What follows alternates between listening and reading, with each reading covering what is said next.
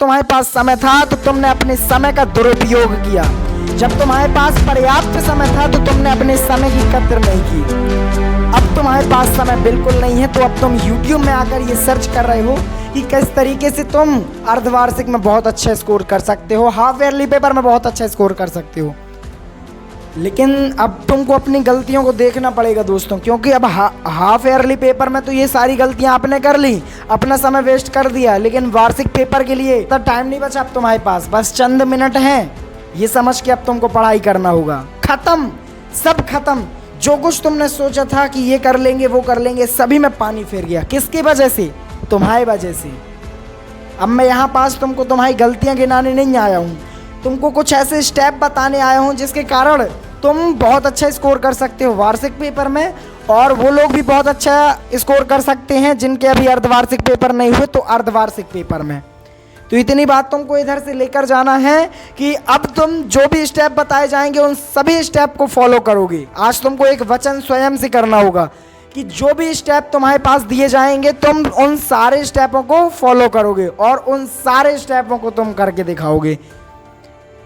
आज तुम्हें अपने अंदर एक हिम्मत बनाना होगा दोस्तों कि तुम कर सकते हो। आज तुमको अपने अंदर एक भाव तैयार करना होगा कि तुम वो सारे काम कर सकते हो जो तुमने सोचे हैं। तुम तुम्हारे द्वारा की गई सारी गलतियों को रोकोगे कैसे? रोका जा सकता है दोस्तों, ये कुछ स्टेप फॉलो करके आप इनको रोक सकते हो। तो सबसे पहला स्टेप है दोस्तों, वो सारा सिलेबस तुम कंप्लीट करो जो कुछ पेपर में पूछा जाना है या फिर जहां तक पेपर आना है वो सारा का सारा तुम कवर करो।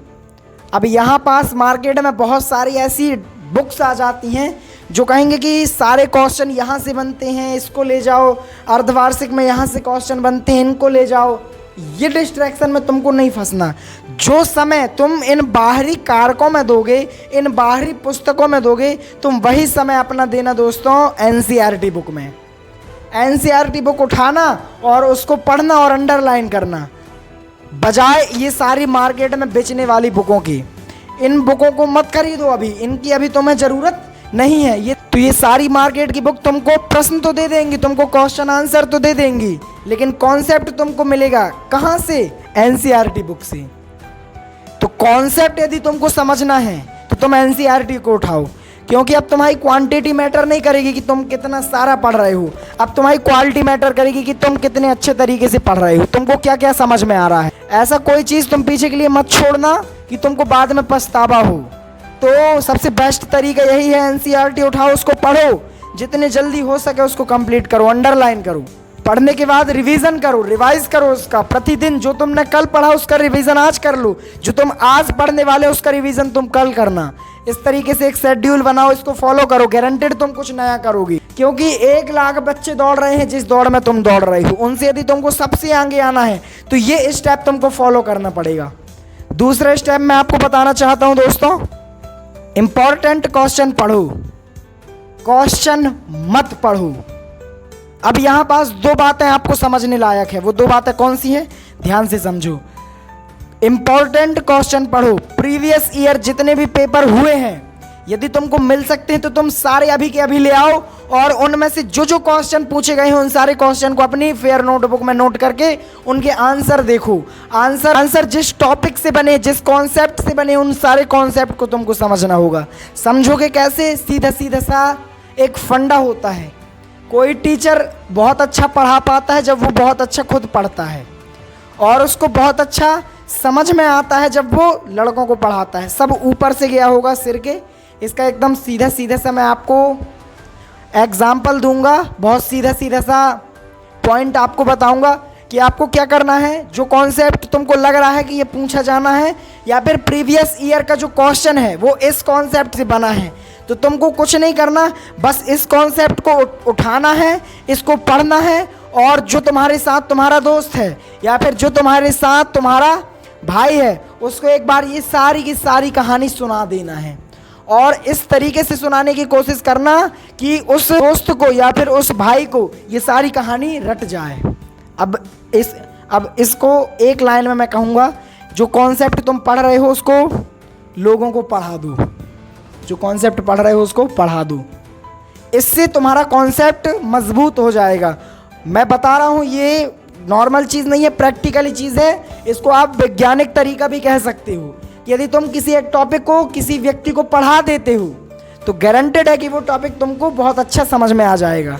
अब हम तीसरे पॉइंट की ओर बढ़ते हैं। तो तीसरा सबसे महत्वपूर्ण पॉइंट है, तो वो पॉइंट क्या है दोस्तों? ध्यान से टाइम मैनेज करना सीखो भाई। अब टाइम मैनेज की ज़रूरत है तुमको, टाइम मैनेज करना सीखो, क्योंकि अब तुम्हें टाइम मैनेजमेंट की ज़रूरत है। अब तुम्हारा जो बहुत ही ज़्यादा अच्छा वाला समय था वो तो निकल गया कि तुम बहुत सारे कॉन्सेप्ट उठाते, उनको पढ़ते, फिर खेलने जाते, फिर वहाँ से आते, फिर पढ़ते, फिर दूसरा मोबाइल में गेम खेलने लगते। ये वाला तो टाइम चला गया। ये वाला टाइम तो तुमने पूरा अपना खेल में दे दिया, मोबाइल में दे दिया। बचा क्या तुम्हारे पास? पढ़ाई बची, जो तुमने अभी तक नहीं की। तो इसको करने का एकदम साधारण सा तरीका है, टाइम मैनेज करो अपना। टाइम मैनेज दो फायदे हैं। पहला तो तुम सिलेबस जल्दी कंप्लीट कर लोगे, और जो पेपर में तुमको 3 घंटे मिलेंगे, इन 3 घंटे का भी तुम बहुत अच्छे से उपयोग कर पाओगे। 21 से 22 क्वेश्चन या फिर 23 क्वेश्चन दिए जाते हैं बोर्ड एग्जाम में, तो इनको तुम सही तरीके से अटेम्प्ट कर पाओगे। टाइम मैनेज का सबसे बड़ा फ़ायदा यही है। टाइम मैनेजमेंट के लिए अब आपको क्या करना है, तो मैं आपको एक वीडियो विशेष तौर पर टाइम मैनेजमेंट के ऊपर बना के दे दूंगा। यदि तुमको चाहिए तो इस वीडियो में जल्द से जल्द 300 कमेंट पूरे करो कि हाँ भैया हमको इस टॉपिक के ऊपर एक प्रॉपर वीडियो चाहिए। क्योंकि यूट्यूब है, बहुत सारे आपको वीडियोस मिल जाएंगे, हाँ उनको भी तुम देख सकते हो, लेकिन एक प्रॉपर स्टूडेंट का शेड्यूल प्रैक्टिकली वैज्ञानिक तौर पर आपको प्रोवाइड कर दिया जाएगा यदि आप कमेंट करेंगे तो हमारे चैनल टॉपर गुरुकुल द्वारा। और वीडियो के डिस्क्रिप्शन में हमने एक ऐसी लिंक दी है जिस लिंक में विज्ञान के बहुत सारे टॉपिक मैंने खुद ने सॉल्व किए हैं, और उन सभी को इस तरीके से समझाया है आपके दैनिक जीवन से जोड़ करके कि वो आपको समझ में तो आ जाएंगे, लेकिन आप उसको अपने दैनिक जीवन से कनेक्ट कर पाओगे और अपने अनुसार उसकी थ्योरी लिख पाओगे, उसका कॉन्सेप्ट लिख पाओगे पेपर में। तो जल्दी से जल्द आप चेक कर सकते हो डिस्क्रिप्शन में। फिर मिलेंगे इसी प्रकार की थोड़ा ऐसे टॉपिक को लेकर हम आएंगे जो वास्तविकता में आपसे छूट रहे हैं, जिसका उपयोग एक टॉपर तो कर लेता है, एक नॉर्मल स्टूडेंट नहीं कर पाता। फिर मिलेंगे, तब तक के लिए अलविदा, बाय बाय।